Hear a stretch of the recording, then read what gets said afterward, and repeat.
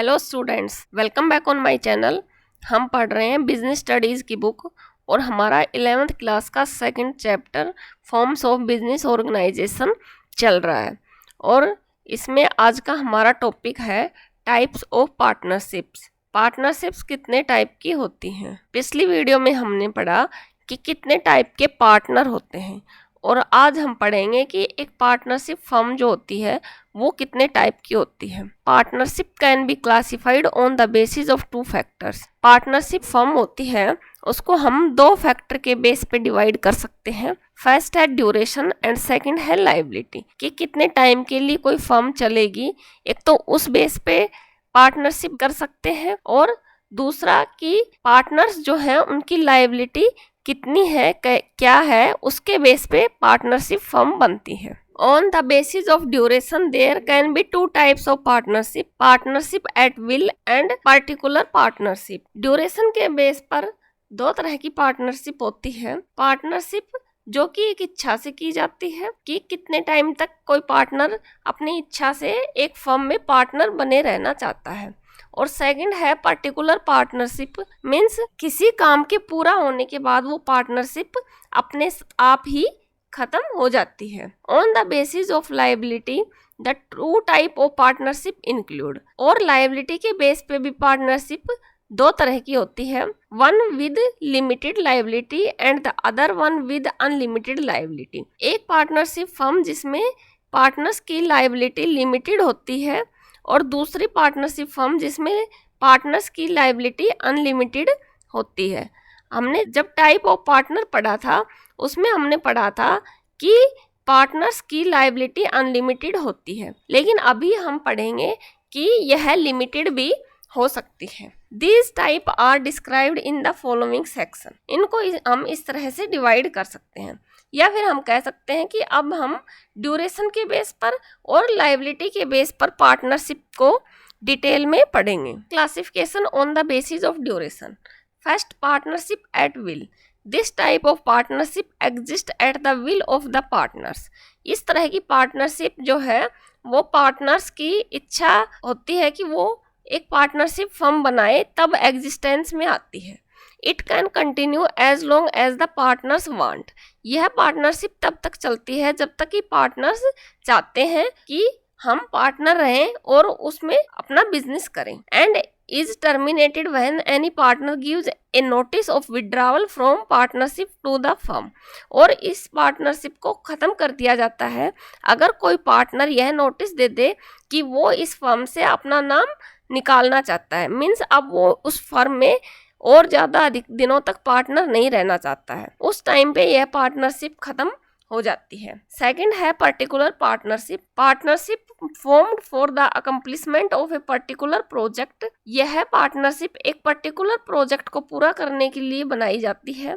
से construction on a building और an activity to be carried on for a specified time period is called particular partnership. जैसे कि कोई building का construction करना है या फिर कोई ऐसी एक्टिविटी करनी है जो कि एक स्पेसिफिक टाइम पीरियड के लिए है, तो वो पार्टनरशिप बस उसी टाइम तक के लिए वैलिड होती है, उसको हम पर्टिकुलर पार्टनरशिप कहेंगे। It dissolves automatically when the purpose of which it was formed is fulfilled और when the time duration expires. यह पार्टनरशिप अपने आप से खत्म हो जाती है अगर जिस पर्पज से वो बनाई गई है वो पूरा हो जाता है, या फिर जिस टाइम पीरियड के लिए वो बनाई गई है वो टाइम पीरियड खत्म हो जाता है। उस टाइम पर यह पार्टनरशिप ऑटोमेटिक अपने आप ही खत्म हो जाती है। Classification on the basis of liability. अब है कि पार्टनर्स की लायबिलिटी क्या है, उसके बेस पर पार्टनरशिप कितने तरह की होती है। फर्स्ट है general partnership. In general partnership the liability of partners is unlimited and joint. जो जनरल पार्टनरशिप होती है उसमें पार्टनर्स की लायबिलिटीज अनलिमिटेड होती हैं, मीन्स पार्टनर्स क्रेडिटर्स के प्रति लायबल होते हैं कि अगर जो फर्म वो चला रहे हैं उसके एसेट्स डेब्ट्स पे करने के लिए सफिशिएंट नहीं है, उस कंडीशन में उनको अपनी जो पर्सनल एसेट्स है उसको सेल आउट करके उनके डेप्ट्स चुकाने पड़ेंगे। The partners enjoy the right to participate in the management of the firm and their acts are binding on each other as well as on the firm. ये जो partners हैं वो partnership firm है उसके management के कामों में interfere करते हैं, उनमें पार्टिसिपेट करते हैं और वो सारे पार्टनर्स एक दूसरे के द्वारा किए गए एक्ट के लिए आपस में बाइंडिंग होते हैं, आपस में बंधे हुए होते हैं। जैसे कि अगर एक पार्टनर किसी दूसरी फर्म के साथ यह कॉन्ट्रैक्ट करता है कि वो 20% डिस्काउंट पर उनको अपने प्रोडक्ट सेल आउट करेगा, तो जो दूसरे पार्टनर हैं वो भी इस डील के लिए आपस में बंधे हुए हैं। दूसरे जो पार्टनर्स हैं वो भी इस डील को मना नहीं कर सकते। Registration of the firm is optional, और इस फर्म का रजिस्ट्रेशन करवाना ऑप्शनल है। अगर पार्टनर्स चाहें तो रजिस्ट्रेशन करवा सकते हैं और अगर वो नहीं चाहते हैं तो वो नहीं करवाएंगे। The existence of the firm is affected by the death, lunacy, insolvency और retirement of the partners। और यह जो फर्म है उसका एग्जिस्टेंस उस टाइम पे इफेक्ट होगा अगर किसी पार्टनर को रिटायरमेंट लेनी हो, उसकी डेथ हो जाए, वो इंसॉल्वेंट हो जाए, मतलब किसी भी ऐसी घटना से जिससे अगर कोई पार्टनर उस फर्म को छोड़ना चाहता है, उस कंडीशन में पार्टनरशिप फर्म का एग्जिस्टेंस खत्म हो जाएगा। और अभी तक हम इसी पार्टनरशिप फर्म के बारे में पढ़ रहे थे, लेकिन अभी हम एक और दूसरी तरह की पार्टनरशिप जो कि लिमिटेड पार्टनरशिप होती है उसके बारे में भी पढ़ेंगे। सेकंड लायबिलिटी के बेस पे जो पार्टनरशिप है वो है limited partnership. In limited partnership the liability at least one partner is unlimited whereas the rest may have limited liability. जो लिमिटेड पार्टनरशिप फर्म होती है उसमें कम से कम एक पार्टनर की लायबिलिटी तो अनलिमिटेड होती है। मीन्स एक पार्टनर तो कम से कम फर्म में ऐसा होता है जिसकी लायबिलिटी अनलिमिटेड होती है क्रेडिटर्स के प्रति, जबकि और जो दूसरे पार्टनर हैं उनकी लायबिलिटी लिमिटेड हो सकती है। Such a partnership does not get terminated with the death, lunacy और insolvency of the limited partners। और जो दूसरे पार्टनर हैं जो कि लिमिटेड पार्टनर हैं फर्म में, उनमें से अगर किसी की डेथ हो जाती है, किसी की इंसॉल्वेंसी हो जाती है या कोई और रीजन से अगर वो पार्टनरशिप को ख़त्म करना चाहते हैं तो वो कर सकते हैं क्योंकि वो फर्म में लिमिटेड पार्टनर है। The limited partners do not enjoy the right of management. जो लिमिटेड पार्टनर्स होते हैं उनके पास मैनेजमेंट करने का राइट नहीं होता है। And their acts do not bind the firm और द अदर पार्टनर्स। और उनके जो काम है वो फर्म के दूसरे जो पार्टनर हैं उनको अफेक्ट नहीं करते हैं। मीन्स हम कह सकते हैं कि अगर एक पार्टनर, जैसे कि हमने पहले पढ़ा था अनलिमिटेड पार्टनरशिप में, कि अगर कोई पार्टनर कोई डील करता है कि उसको 20% डिस्काउंट में कोई सेल करने की उसने डील की है, तो सारे पार्टनर्स उस डील को मानने के लिए बाध्य होते हैं। लेकिन अगर किसी पार्टनर की लिमिटेड लायबिलिटी है और वो किसी से डील करता है कि वो उसको 20% लेस पर कोई प्रोडक्ट सेल आउट करेगा, यह बात मानने के लिए दूसरा जो पार्टनर है जिसकी लायबिलिटी अनलिमिटेड है वो बाध्य नहीं है। Registration of such partnership is compulsory. और इस तरह की पार्टनरशिप फर्म का रजिस्ट्रेशन करवाना कंपलसरी होता है।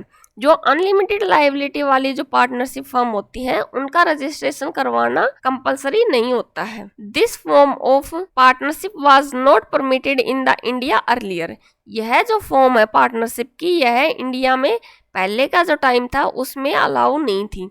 मीन्स इस तरह की कोई पार्टनरशिप फर्म पहले नहीं बनाई जाती थी। The permission to form partnership firm with limited liability has been granted after introduction of new small enterprise policy in 1991। ये जो पार्टनरशिप है लिमिटेड लायबिलिटी वाली, इसको कब परमिशन मिली? जब new small enterprise policy introduce की गई 1991 में।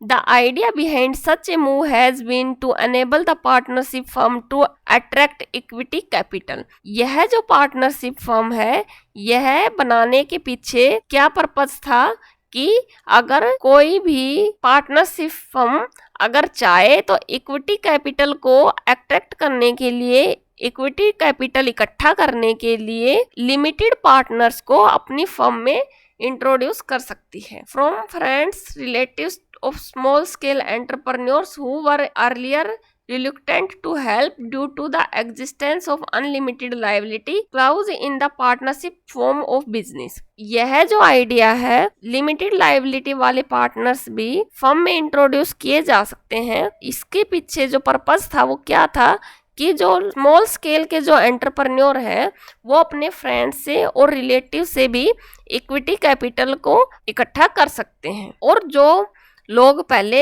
एंटरप्रेन्योर में पार्टनर बनने से डरते थे क्योंकि एक फर्म की लायबिलिटी जो है अनलिमिटेड होती थी, उस कंडीशन में जो लोग थे, जो उनके रिलेटिव्स हैं, जो फ्रेंड्स हैं, वो कैपिटल नहीं लगाना चाहते थे क्योंकि अनलिमिटेड लायबिलिटी होने की कंडीशन में अगर लॉस होता है तो जो क्रेडिटर्स हैं उनको वो अपनी सेल्फ जो प्रॉपर्टी है उसको सेल आउट करके उनको पेमेंट करने के लिए बाध्य होते थे, इसलिए वो जो पार्टनरशिप फर्म थी उनकी हेल्प नहीं करते थे। ओके स्टूडेंट्स, आई होप कि आपको क्लियर हो गया होगा। Please like and share my videos and please subscribe my channel. Thank you so much.